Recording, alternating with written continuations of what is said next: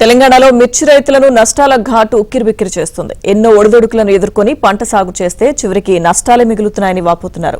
గతేడాది ఇదే నెలలో గరిష్టంగా 23,000 రూపాయలు పలికిన ఎండుమిర్చి ప్రస్తుతం 16,000 కూడా దాటడం లేదు. క్వింటాల్ మిర్చికి 7,000 రూపాయల వరకు నష్టాలతో అమ్ముకోవాల్సిన దుస్థితి. ఇప్పుడు గతం కంటే మిర్చి ధర పతనం కావడంతో రైతులు దిక్కుతోచని స్థితిలో పడ్డారు.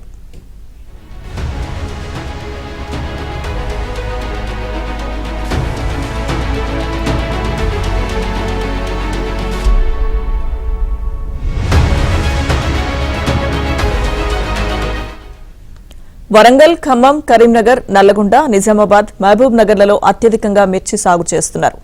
2020-22 మధ్యకాలంలో మిర్చికి మంచి ధరలు పలకడంతో చాలా మంది రైతులు పత్తిని కాదని మిర్చి వైపు మొగ్గు చూపారు. అయితే ఎన్నో ఆటుపోట్లను ఎదుర్కొని మిర్చిని పండించడం ఒక ఎత్తు అయితే ఆరబోసి ఎండబెట్టడం మరో ఎత్తు. ఇంతా చేసి మార్కెట్కు తీసుకువెళ్తే ఆశించిన ధర దక్కడం లేదు. గతేడాది ఆశించిన స్థాయిలో ధరలు లభించకపోవడంతో నష్టాల్లో కూరుకుపోయిన రైతులకు ఈ ఏడాది కూడా మిర్చి ధరలు పడిపోవడంతో మిర్చి రైతుల్లో ఆందోళన నెలకొంది.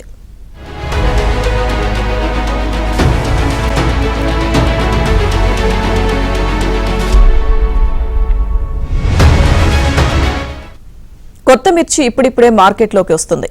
రైతులు ఎక్కువ సాగు చేసే తేజ రకం మిర్చికి 12,000 నుంచి 16,000 రూపాయల ధర ఉంది. వండర్ హార్ట్ మిర్చికి 11,000 రూపాయల నుంచి 14,000 మధ్య ధర ఉంది.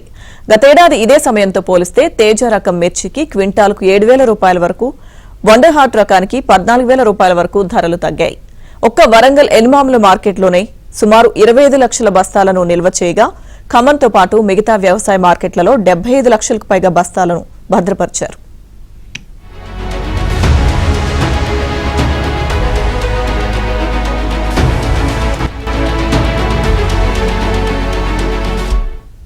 మిర్చి ధరల పతనంతో పాటు కోల్డ్ స్టోరేజ్లో నిల్వకు బస్తాకు 150 నుంచి 300 రూపాయల వరకు చెల్లించడం అదనపు భారంగా మారిందని రైతులు వాపోతున్నారు.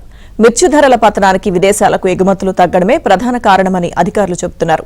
2 ఏళ్ల క్రితం మిర్చికి మంచి ధరలు రావడంతో తెలంగాణతో పాటు దేశవ్యాప్తంగా మిర్చి సాగు విస్తీర్ణం పెరిగిందని, అయితే అదే స్థాయిలో ఎగుమతులు లేవంటున్నారు.